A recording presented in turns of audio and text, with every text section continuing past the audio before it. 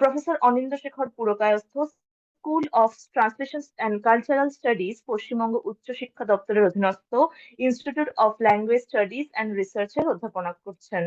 তিনি কাজী নজরুল বিশ্ববিদ্যালয়, সিধু কানু বিশ্ববিদ্যালয়, উড়িষ্যা বিশ্ববিদ্যালয়ের ইংরেজি বিভাগে অধ্যাপনা করেছেন। তার গবেষণার মূল ক্ষেত্র সমালোচনা তত্ত্ব, উত্তর ঔপনিবেশিক পর্যায়ে বৈশ্বিক দক্ষিণের সাহিত্য এবং সংস্কৃতির নিরিখে তার উপস্থাপনা, সাংস্কৃতিক ও সাহিত্যিক অনুবাদ এবং উত্তর ঔপনিবেশিক রাজনীতি। কায়রোস দ্য জার্নাল অফ ক্রিটিক্যাল সিম্পোজিয়ামের সহ-সম্পাদক, বিভিন্ন পত্রিকার উপদেষ্টা মণ্ডলীর সদস্য এবং colonial studies association of the global south PSAGS এর প্রতিষ্ঠাতা সদস্য। Professor Anindya Sekhar Purakayastha is associated with the Institute of Language Studies and Research and the School of Translation and Cultural Studies Wing, West Bengal Department of Higher Education. He has taught in the Department of English at Kazi Nazrul University, Sidhu Kanu Birsha University, and Central University of Odisha. His main areas of research are critical theory, post-colonial representations of the global South, literature and culture, literary and cultural translation, and post-colonial politics. He is a co-editor of Kairos, the Journal of Critical Symposium, a member of the advisory boards of various journals, and a founding member of the Post-Colonial Studies Association of the Global South, PSAGS. Thank you. I would now. I think I would like to first of all, Murshid began with the question that why the quest was made to collect these archival materials of these Gitikas. Professor Amitavo Das and Professor Abudain, they talked about the socio-political background and other kind of materialist features that in a certain way contributed in the making of the Moymanching Gitika. Dr. Guho did elaborate on the gender dimension of the Moymanching Gitika. In fact, the predominant reading of the Moymanching Gitika is from the perspective of gender, women. And Murshid did talk about the quest for identity as it began in Europe, and and maybe that can be attributed to the hunt for all these archival material that Professor Dinesh Chandrasen was looking for. But I would like to begin with why this event today. I mean, what prompted us to think of an event today? One easy answer can be that this is the centenary, and that's why we should be observing this. That's the easiest way to look into that. But I think that's for sure that we didn't go for it only for the purpose of observing and marking the centenary of this important text. Although it is very important that being scholars involved in the field of literary studies and cultural studies, it is imperative on our part to get together and to remember this wonderful attempt by Professor Dinesh Chandrasen and Chandranath Dey and others, the whole team. I could imagine that 100 years back, a project was initiated under the leadership of Professor Dinesh Chandrasen, and how wonderful it is that located in Calcutta University, we decided to encourage a young man who was not connected to any college or to any university, but a local guy who was quite well versed in the act of poetry writing and was quite proficient in the act of writing. He recruited him as a research assistant so that he could move around and can collect those archival materials. Now, that is one thing that we should be saluting today, and that is one of the reasons that we should get together and do this. Having said that, Subhendra, may I request you to mute yourself? I think there is some noise in the echoes. I'm sorry. Yeah, thank you. So now the other factor is something which is not connected with this centenary issue. And that connects me to the old question of disciplinary boundaries, that being attached to a department called the Department of English, I'm speaking from my perspective, who had the experience of teaching in a department of English, where we claim to do post-colonial studies and decoloniality studies, we didn't have the occasion or the opportunity to deal with text like this. It is only when I'm free, relatively free from these disciplinary rigors, that I'm in a position to at least propose for an event like this, because I think I find it really difficult to organize an event like this in a purely out and out department of English. That would not be encouraged much.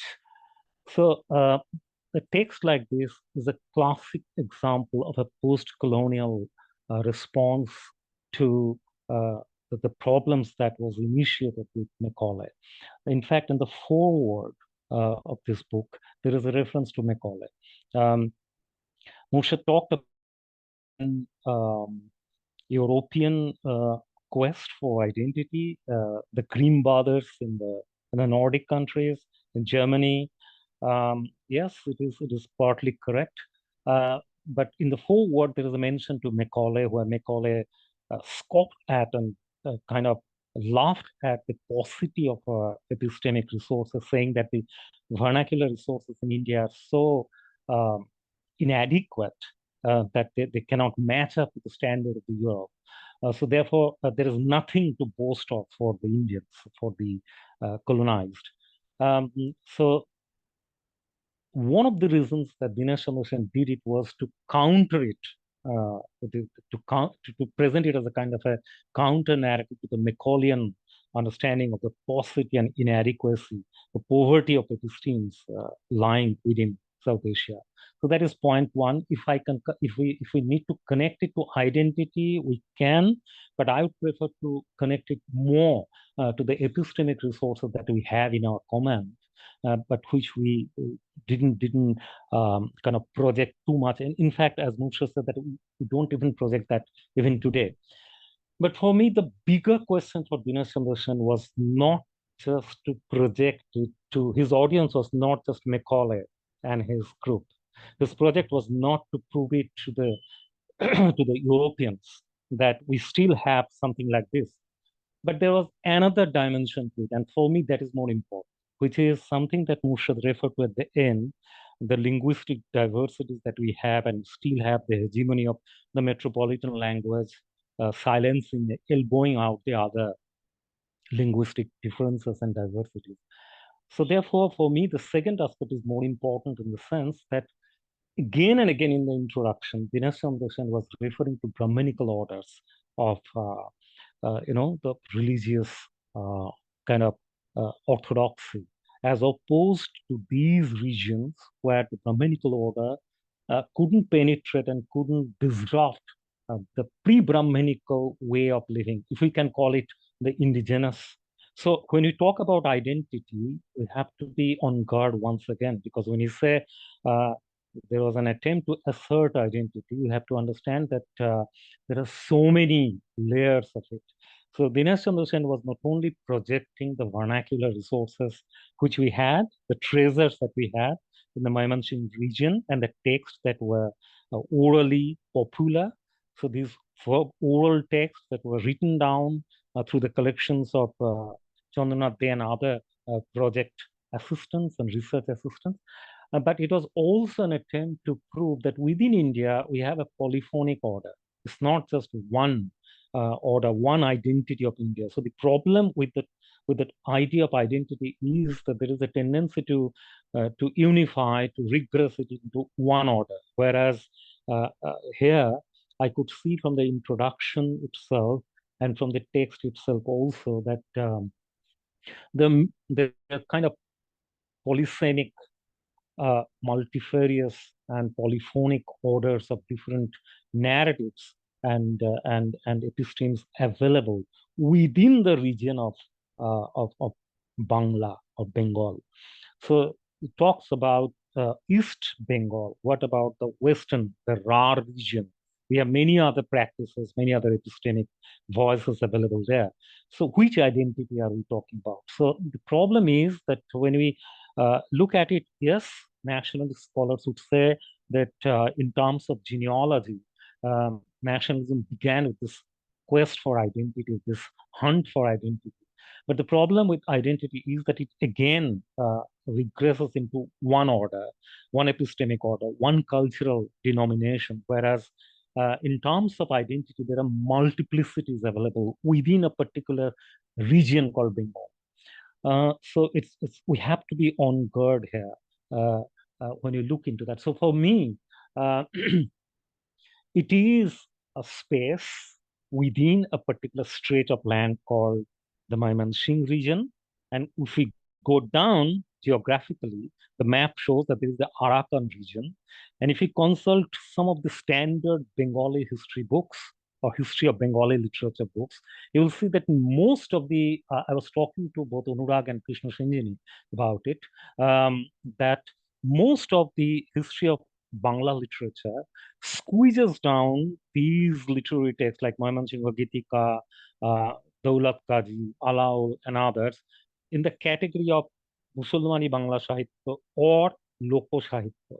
So that's a problem that in the vast history of Bangla literature, you have large chapters predominantly by uh, the Padavali Sahitya, the Mongol Kappo, and others, whereas these texts have been kind of sandwiched or squeezed down into one particular chapter, clumped together as as a kind of a deviant attempt by these writers. So for me, this is also interesting, and I was prompted and more interested in these texts by looking to this politics of uh, historical categorization. That these are the mainstream, and these are the Loko Sahitya, and these are the Musalmani Sahitya, etc., etc.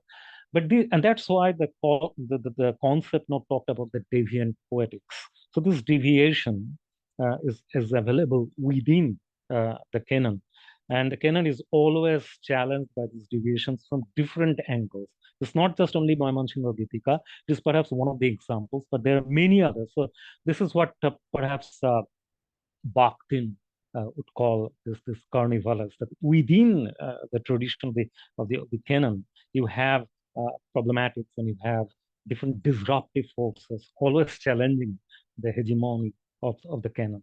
So the problem with identity is that the Brahminical identity was challenged by the Shakta identity, the Saivas and others. So I think when you go back to these texts, it's a fascinating story of how is full of multiplicities, how varied and diversified this entire trajectory of the history of Bangla literature itself is. So if we take them all together and make it Indian literature in that way, we can well imagine the staggering diversity that it will provide.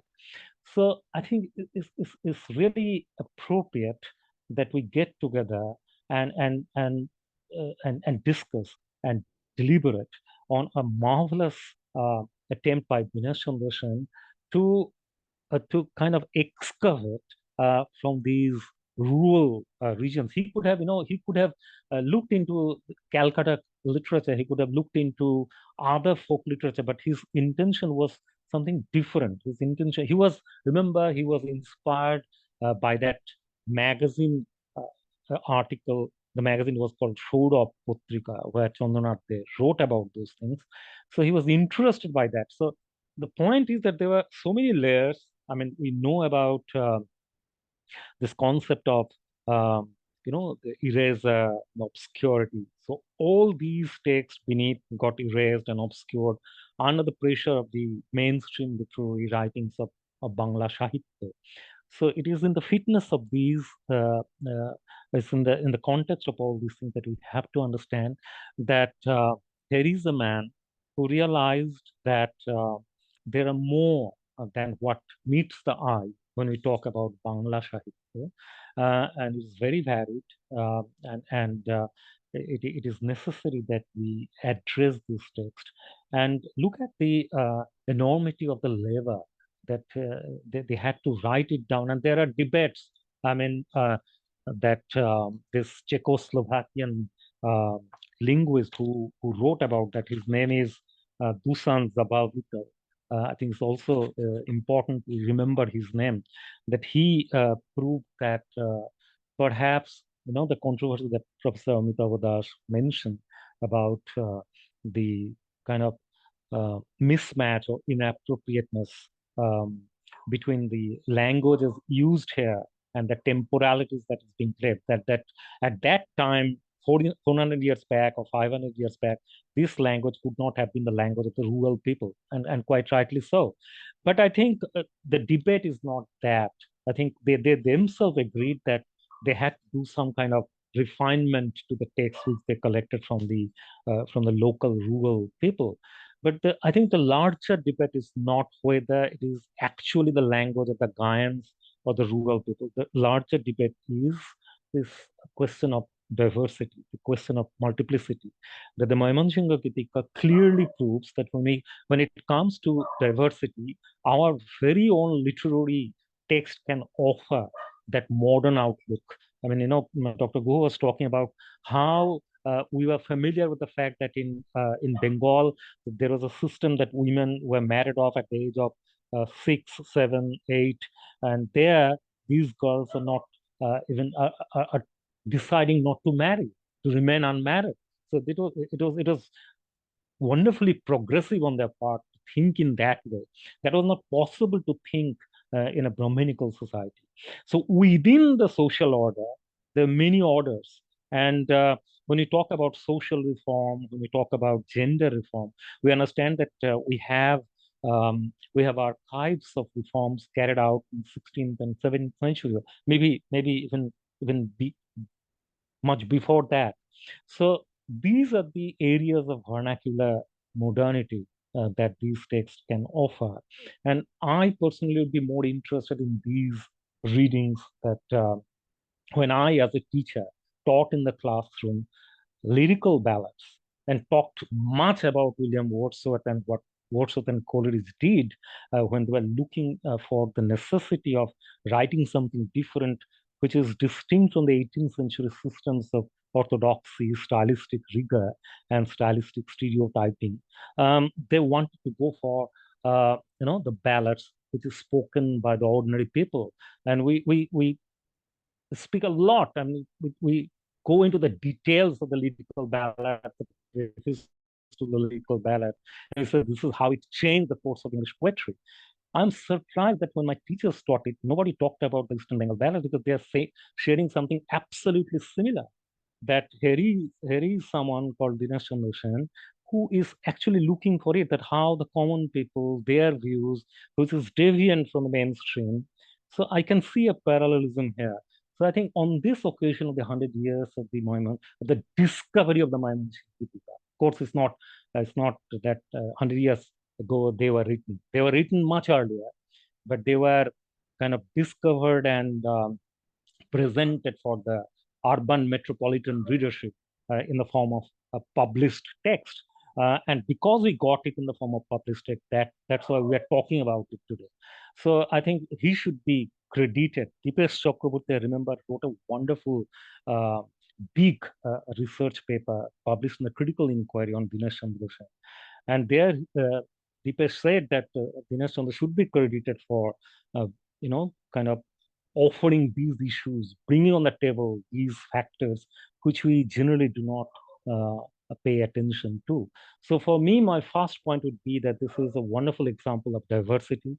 Another is that this is another example that when we talk about Enlightenment modernity, Euro modernity, colonial modernity, we have enough examples or archives of vernacular pre-colonial modernity, which we can address. There are many other texts like Bonge Shufi Andolon, Bonge Vaishnav Andolon, and many other things. So I think it is high time that we, decoloniality scholars, post-colonial scholars, scholars of world literature, focus our attention on these texts because they can provide wonderful examples of indigenous texts which can stand in comparison with texts like the lyrical ballads and other ballads from other countries, both in America as well as in Europe.